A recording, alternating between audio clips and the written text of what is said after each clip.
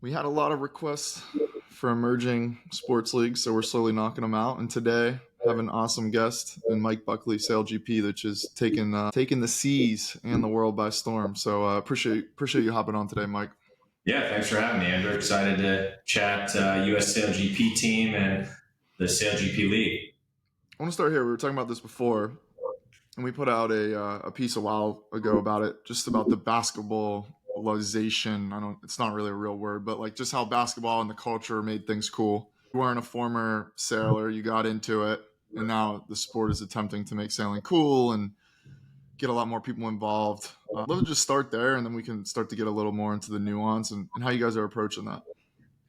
Yeah, I mean, I think it's been unbelievable to watch the growth of the NBA and really all the Big Five leagues, and how specifically how the NBA has brought in fashion and food and music and made basketball just so culturally relevant in everybody's lives. Especially I've seen it the last 5-10 years. And sailing, I think over the years it hasn't done the best job of that. And SailGP's come along and really tried to bring fans closer to the racing and make it more relevant, bring a cool factor. And certainly that's something that our team has set out to do. For me, I grew up playing other sports, and sailing is something that I didn't really learn and start until I was in my teens. So yeah, where you can see in our investor group, when we bought the team, it was like, how can we find a bunch of people that think really different, that have their hands in all these different pies, whether it be Griffin, who's a famous DJ, or Issa Rae, who was in the Barbie movie on the cover of Time magazine,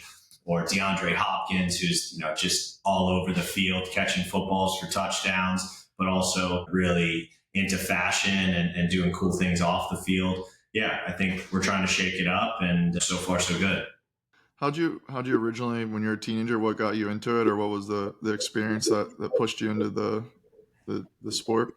Yeah, when I was 13, I got to go to boarding school, which I thought was going to be the start of my ice hockey career, and going to prep school to play ice hockey. But I learned real quick as a freshman, I was still a boy going against some big men that were just way stronger, way more mature, physically, mentally, all of it. But this school, Tabor Academy, had at the time probably the best high school sailing team in the world. And I just remember freshman year walking, seeing these kids walk around campus like, I'm on the sailing team, and it's like, what's a sailing team, and I decided I was going to try to, dip my toe in the water, no pun intended. My hockey career was going nowhere real fast.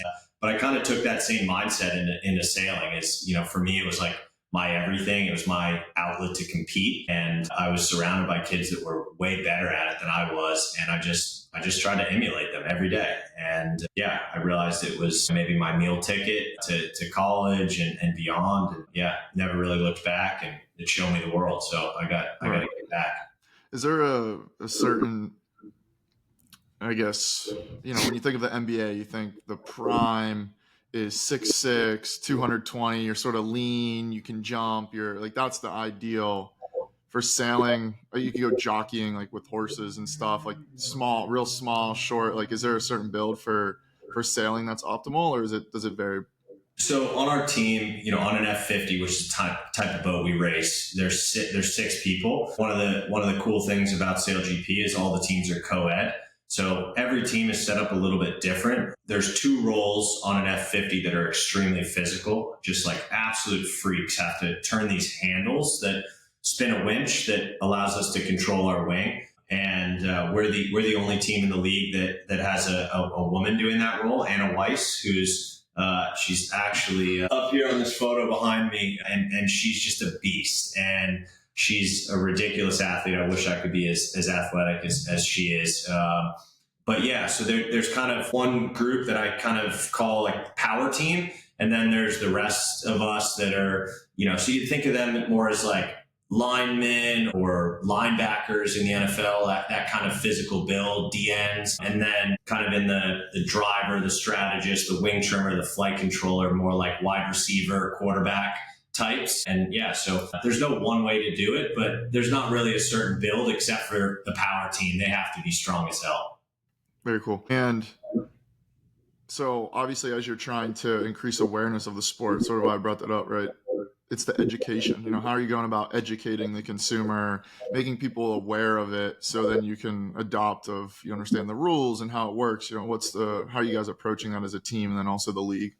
Yeah, there's no question that's our biggest obstacle: marketing and education. If we can get people to one of our races on a Saturday or Sunday, they're going to have a good time. They're probably going to come back. Like, our hospitality is catered by the likes of Nobu or Thomas Keller or Tao Group. You're going to have fun if you come. We have DJs performing at the end of racing. The racing product, like our actual game day product, live and on broadcast, which in the US is on CBS, is really compelling. It's just, there's so many options out there, right? So when we race here in New York City, how do we there's 9 million New Yorkers, but they all have so many options. So how do we get them to come give SailGP a shot?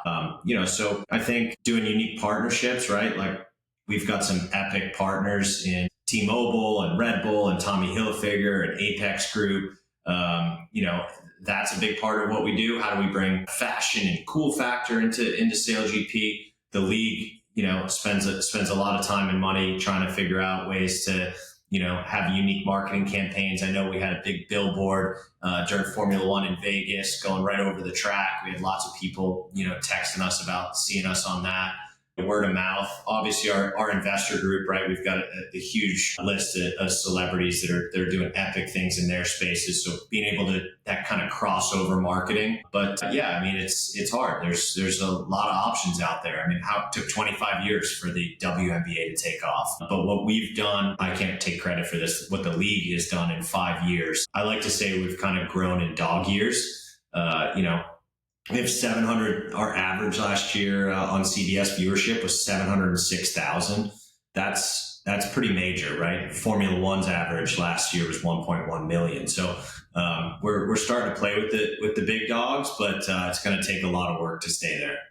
Yeah, and how do you balance that out with streaming and direct to consumer and TV? Do you guys just try to present everything, or how are you guys thinking about that starting relatively new compared to the traditional sports? Yeah, you have to be relevant on linear, kind of traditional TV, right? That's where you get the TV ratings from. That's where the person that's just flipping through the TV guide can find SailGP on a Saturday or Sunday on CBS.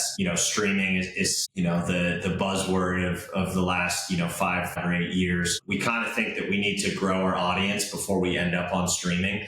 We could go all in on streaming today, but if you don't have an audience, you're going to end up kind of lost in the shuffle. And, Oracle's built a great app for the league on the direct to consumer side. So we have all three of them, but linear is where we're spending most of our time right now to build our audience.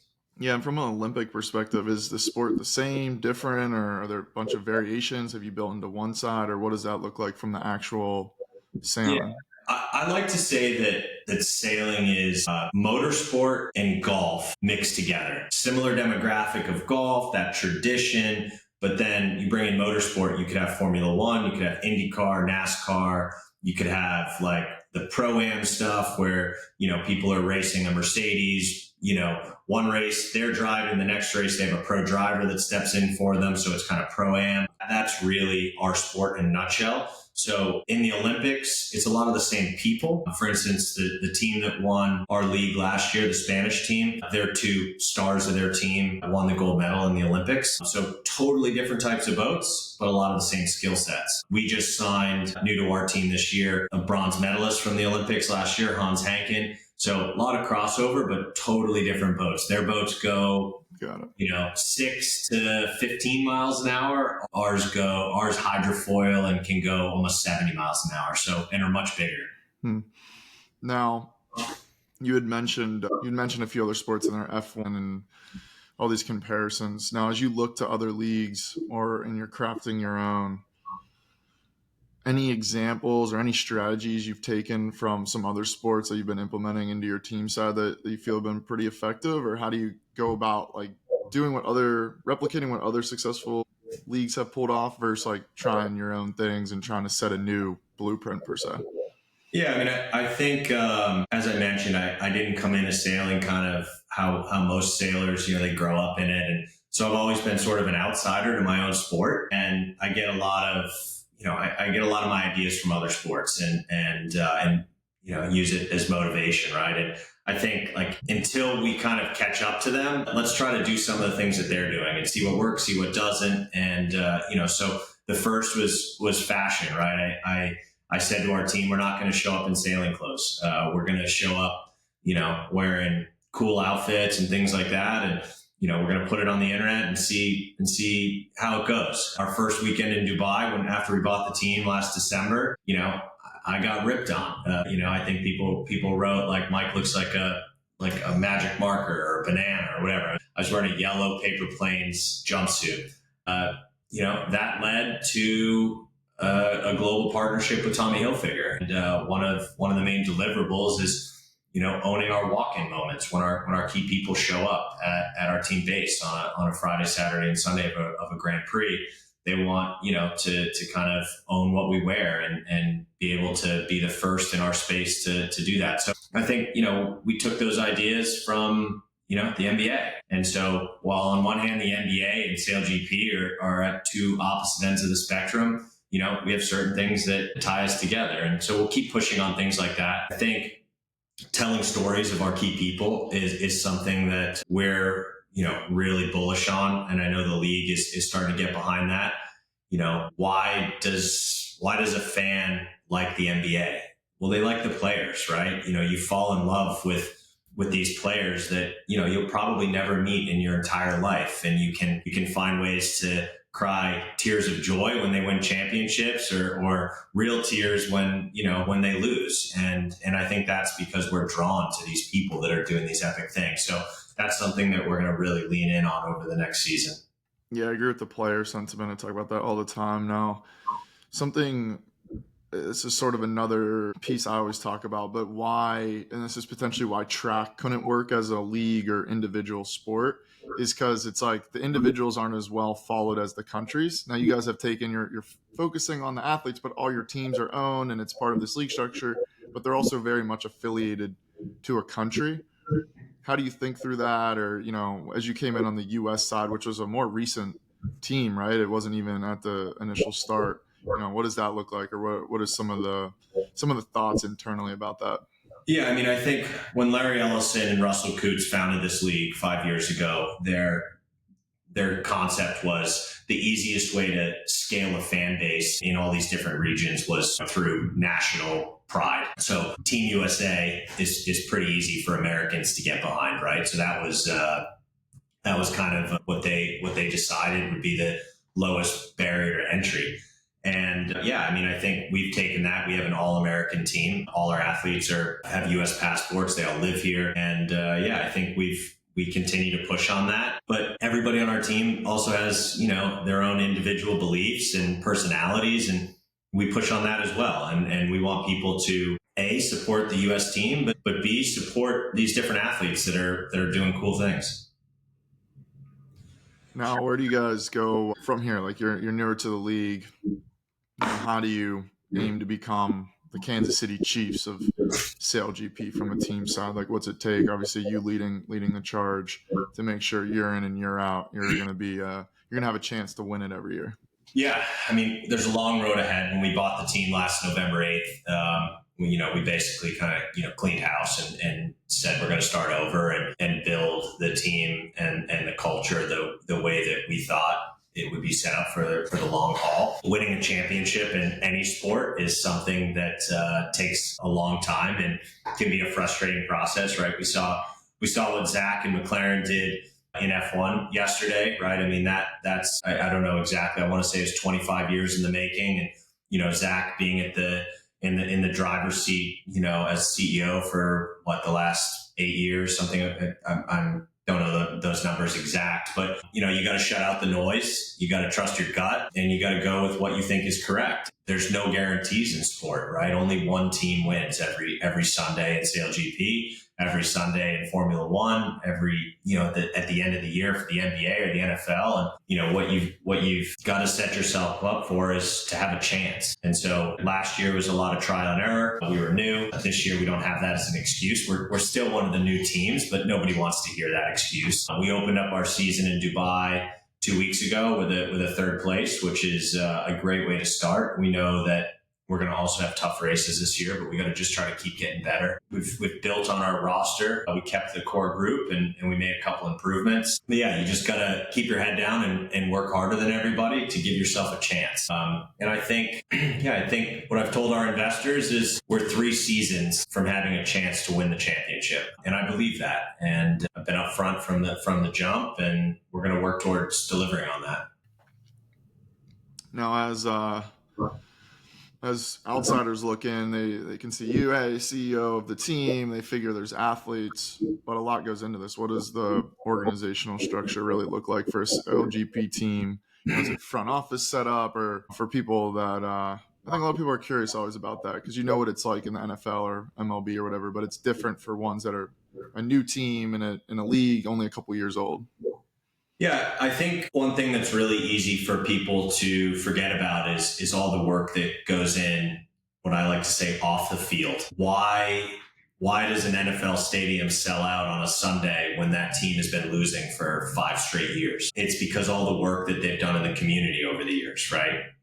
Taking athletes to hospitals, going to fundraisers, handing out turkeys on Thanksgiving, all their partnerships that they do, right? I mean, those are the things that you can control.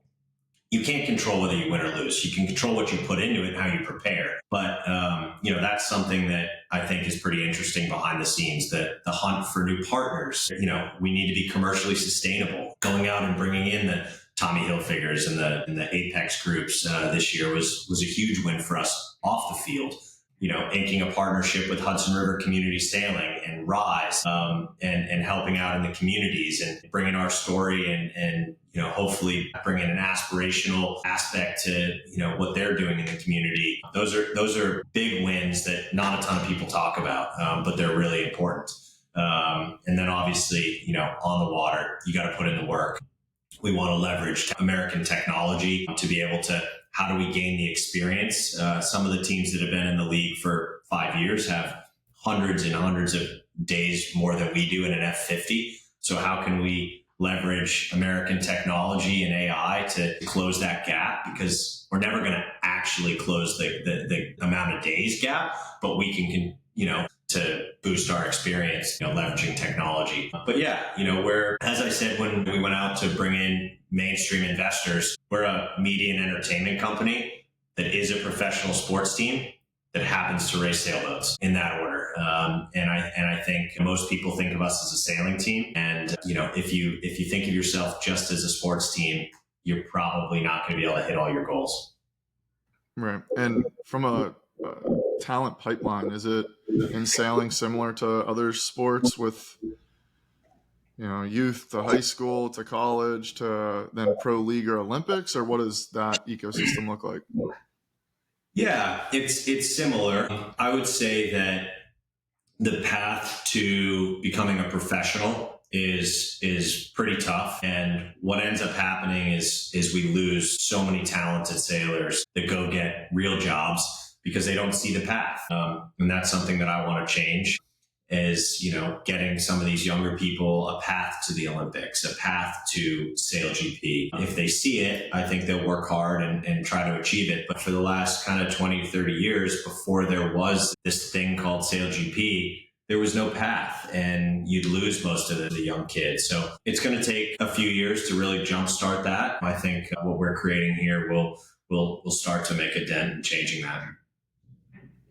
Yeah, I know that's like a big problem in cricket right now. They're trying to figure out in the U.S. just the pipelines. Like, you have the leagues, but there's no way to get the top players. You look at like the Olympics in the U.S., and I just met with the head of the national governing body last week to talk about how we give the talent pool more opportunity, because right now it's $500,000 a year to do a legitimate Olympic campaign.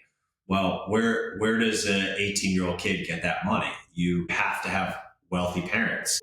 What percentage of the talent pool is just eliminated? And I remember when I did my first Olympic trials, it was like we had, peanut butter and jelly sandwiches. We were sleeping in a tent, and it's just not sustainable, right? You'd have kids that you've never lost to in your life show up with, 2 and 3 boats and coaches and coach boats and staying in a nice hotel. And I'm not saying you need that, but it's you're really decreasing your talent pool, and so that's something that on a personal level I really want to change, because there's not a lack of talent, there's just a lack of opportunity.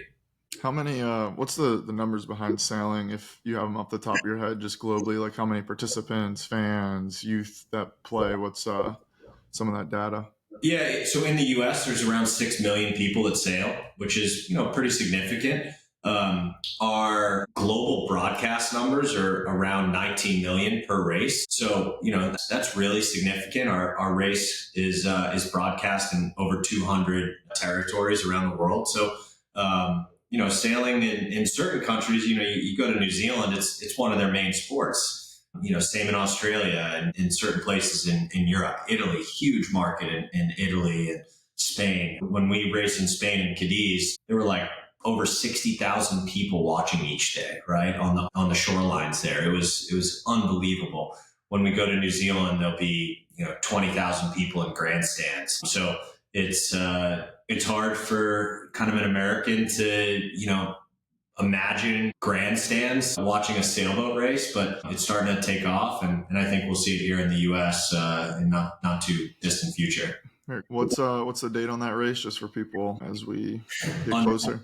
On the U.S. race, or the Auckland, right? That's where the next one is. Yeah, it is. What is it? 7th and 8th of? It is this. Yeah, the 7th and 8th of 17th. I'm sorry, 17th and 18th of January. Cool. All right, so in the new year.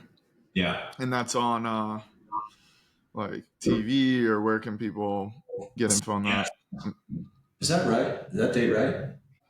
Of January? Yeah. 18th and 19th of January. Sorry. We'll put it in the link and anything. I was just curious. I'll shout out people listening. Our website goes back and forth between local time. Is there a day ahead? Sorry about that. Oh, good. So what website? SailGP.com, or where? That's people. Yeah. Cool. Now, as you look forward to the next, I know we talked about from investors and it might take 3 years to try to get to the top. Okay, cool. Now, as you look just the trends and things happening in sports, where do you see a lot of this going over for both SailGP and your team, and then just sports in general over the next 5-7 years? Yeah, well, I mean, I went to a JP Morgan conference a few weeks ago where Mary Erdos talked about how, that she sees sports investing just, continuing to go up and up and up, right? We've seen all these sports funds, come into the market and just investing billions of dollars into sports. And over the last 20 years, sports as an asset class has outperformed, most of the other investments that are out there. Sports is one of the only things that you can still experience live, right? I mean, and it touches so many different areas, right? Real estate and F&B and merchandise, right? It really hits. And, the old saying, sports brings people together. There's no better way to bring people together than some really cool story about athletes, going from the bottom and getting to the top. And so, yeah, I mean, we've seen, since we've come into the league, one of the teams just transacted at 10x what it was on the market for when we came to the league, right? In a year. Some of the valuations are just going through the roof, and we're seeing that in all these different sports, right? In all these different emerging leagues. With the big five, there's only so much more they can go up, right? There's only so many people in the world that can afford an NFL team or an NBA team or an MLS team. And, a SailGP team, that bucket expands. But, as scarcity kicks in, right, there's only, I think, 2 teams left to privatize in SailGP. The valuations start going up. Yeah, we're pretty bullish on where our team's headed and where the league's headed. What's got you most excited about this upcoming? Well, I love to compete, and I'm addicted to it. On the water, off the water, I just love to compete. And for me, getting to go out and race with my closest friends and teammates against the best people in the world, that's what gets me out of bed every morning. But also when I'm not at a Grand Prix week, going out on the partnership hunt, right? I love that aspect of it, the networking and meeting people that are building these, huge businesses around the world, and learning about what makes a partner tick and what doesn't. And it allows me to compete off the water. So I'm really excited about that. I mean, the growth of the league, Rolex coming in and taking off the naming rights of the league. So it's now called the Rolex SailGP Championship. That was just announced 2 weeks ago. It's from what I'm told, it's a 10-year commitment. To have a company like Rolex come in and say, we're going to invest for 10 years. I think that speaks volumes of where the league's headed. Emirates, DP World, both have come in as global partners. Yeah, so I'm really excited to see where it all goes, and I think the next 2 years is going to be really, really exciting for everybody. Yeah, it is exciting. Where on the U.S. side, where can people, like for your team, where can people get you on socials or interact on a daily basis? Yeah, you can follow us on all the kind of normal social media channels.